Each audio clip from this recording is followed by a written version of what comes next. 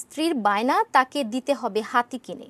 দৈব নির্দেশ পেয়ে স্ত্রী তুলসী রানী স্বামীর কাছে এমন অভিনব বায়না ধরেন। জমি বিক্রি করে কৃষক স্বামী দুলাল চন্দ্র ঠিকই স্ত্রীকে উপহার দিয়েছেন হাতি। আলোড়ন তোলা এই ঘটনা লালমনিরহাটের পঞ্চগ্রামের।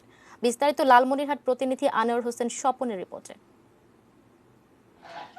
দুলাল চন্দ্র রায় লালমনিরহাট সদরের রতিধর দেউতি গ্রামের মৃত বরেন্দ্রনাথের ছেলে, পেশায় কৃষক। তার স্ত্রী তুলসী রানী এবার বায়না ধরেন তাকে হাতি কিনে দিতে হবে।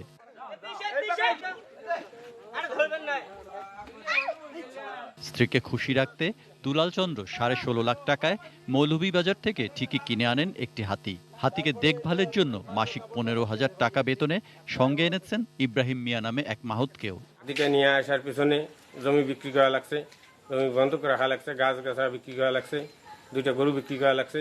সবসময় দেখা যাবে যে 17.5-18 কাছাকাছি টোটালে খরচ হবে। পরমেশ্বর আদেশ করেন রাজহাঁস, রামছাগল এবং খরগোশের বাচ্চা, এগুলো ঘোড়া, হাতি এগুলো নিয়ে আদেশ করেন। তারপর যখন পরমেশ্বর আদেশ করেন সেই আদেশ অনুসারেই হাতি কিনে আনেন আমার স্বামী। এলাকাবাসী জানান, দুলাল চন্দ্রের স্ত্রী তুলসী রানী প্রায় দৈব নির্দেশ পান বলে দাবি করেন। একই কারণে কয়েক বছর আগে একটি ঘোড়া, রাজহাঁস ও ছাগল কিনে পরিচর্যা শুরু করেন এই দম্পতি। এবার স্ত্রীর দৈব নির্দেশ মতো 2 বিঘা জমি বিক্রি করে হাতি কিনলেন দুলাল। হাতি দেখতে শুধু গ্রামবাসী নয়, দূর দূরান্ত থেকে মানুষ ভিড় করছেন দুলাল তুলসীর বাড়িতে। আগে তো গ্রামে গঞ্জে সার্কাস আসতো, সার্কাসে দেখতাম, এখন তো আর দেখা যায় না হাতি, তাই দেখতে যাচ্ছি। ভগবান বলছে হাতি কিনে দায়িত্ব না হলে একটা কোনো বিঘাত ঘটবে না কিনলে।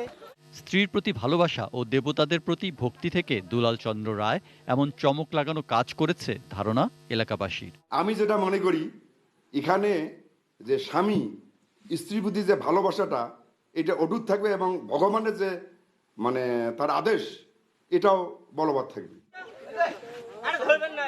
সৈকত Dasgupta, desk report, ATN news.